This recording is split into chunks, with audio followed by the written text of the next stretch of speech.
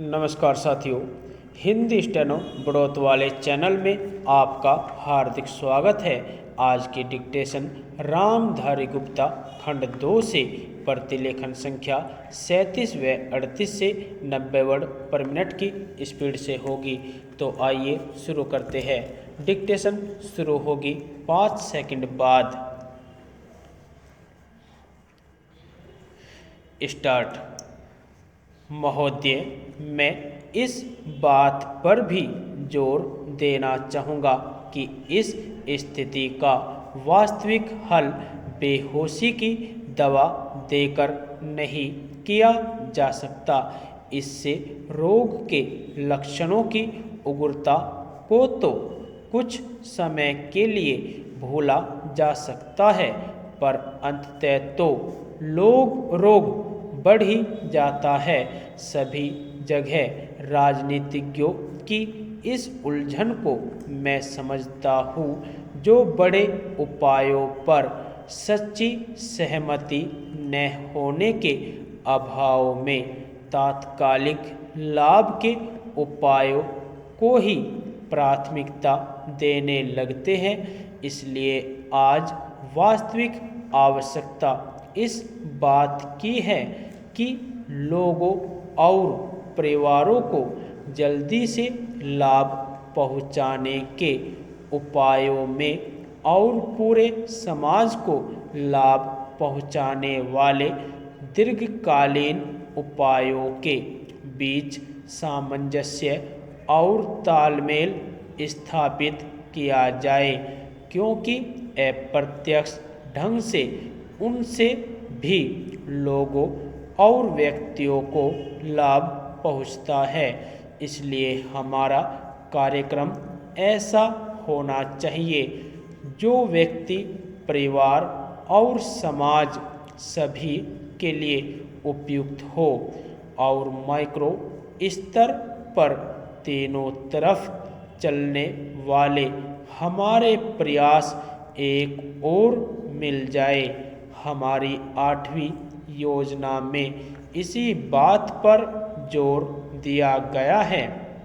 इस योजना में ग्रामीण विकास की राशि में भारी वृद्धि की गई है, जो 11,000 करोड़ रुपये से बढ़ाकर 30,000 करोड़ रुपये कर दी गई है।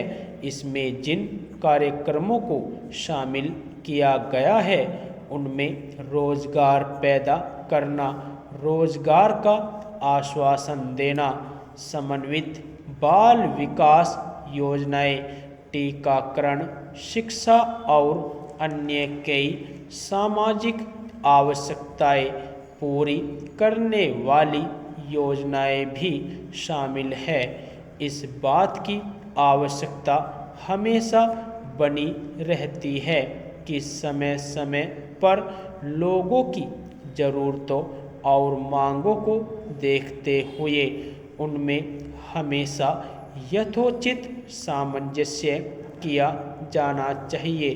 तथापि केवल इतना ही पर्याप्त नहीं होता कि योजनाएं शुरू कर दी जाए।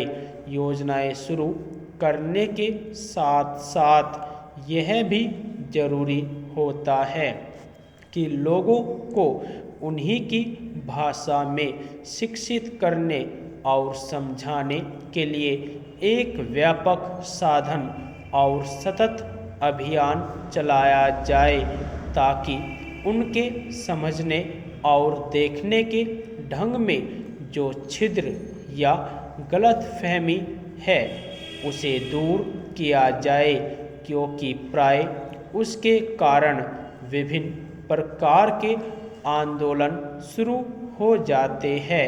इसलिए गांवों में उन्हें समझाने के माध्यम में परिवर्तन करना अत्यधिक महत्व का है।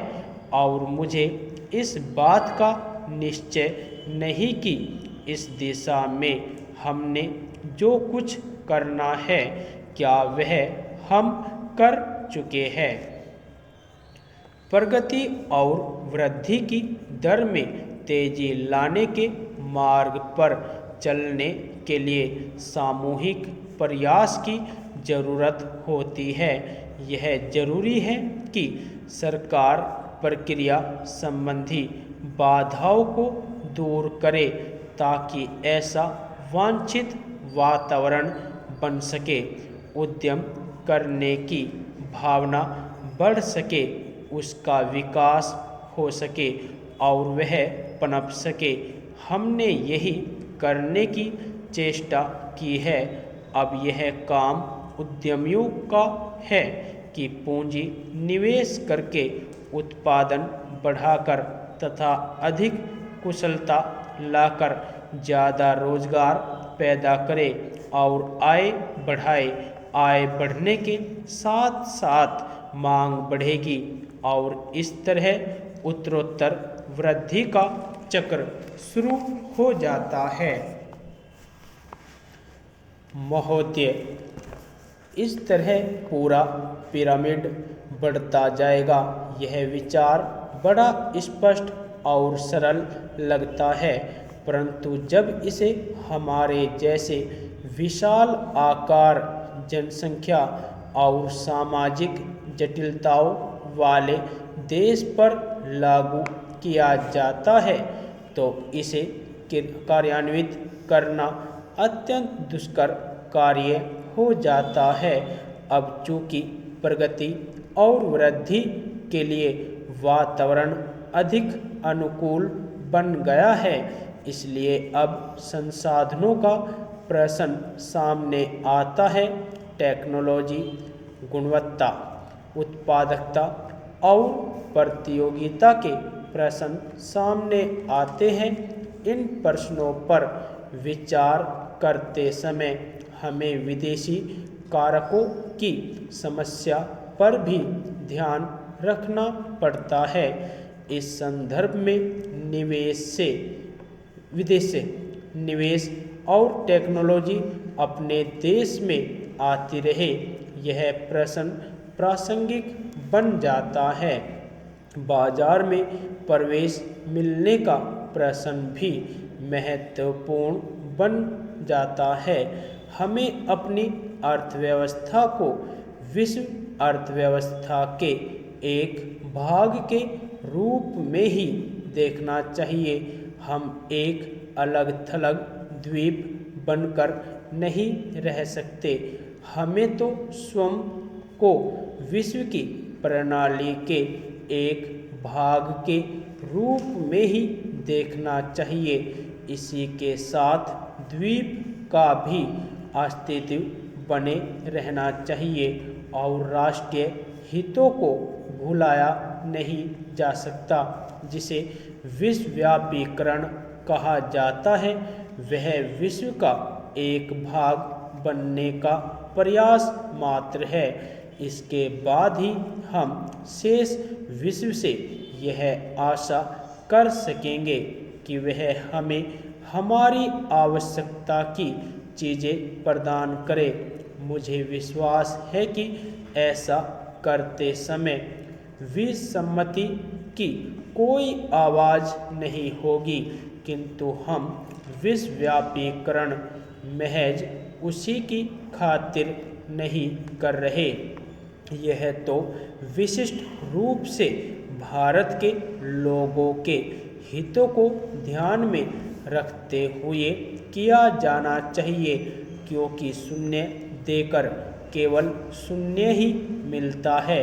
इसलिए हम अपना लक्ष्य तभी प्राप्त कर सकते हैं जब हम यह दिखा दें कि इससे देने वाले और लेने वाले दोनों का लाभ है। विश्व अर्थव्यवस्था आज अधिकांशतः बाजार की ताकतों के सहारे चल रही है और यदि हम इन बातों को अनदेखा कर देंगे तो इससे हमें भी भारी हानि उठानी पड़ेगी। अपने प्रयासों में हमने इस वास्तविकता को स्वीकार करने का प्रयास किया है।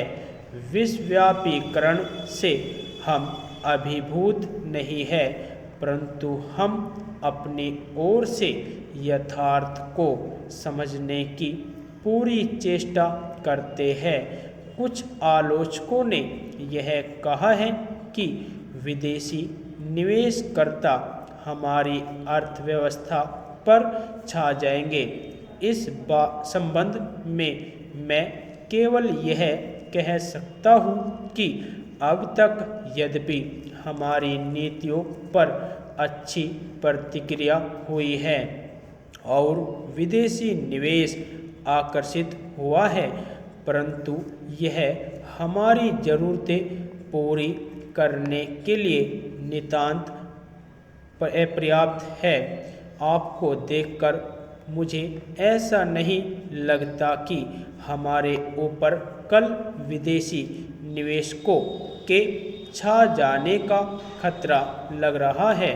मुझे लगता है कि यहाँ उपस्थित आप लोगों में आत्मविश्वास की भावना बड़ी प्रबल है और यही इस प्रकार की आलोचनाओं का सही उत्तर है। मैं विदेशी निवेश के प्रस्तावों की दो विशेषताओं को दोहराना चाहूँगा ताकि हर व्यक्ति इस बारे में आश्वस्त हो सके। यदि आपको डिक्टेशन अच्छी लगी हो तो हमारे चैनल को सब्सक्राइब करें तथा वीडियो को लाइक व शेयर भी करें। धन्यवाद।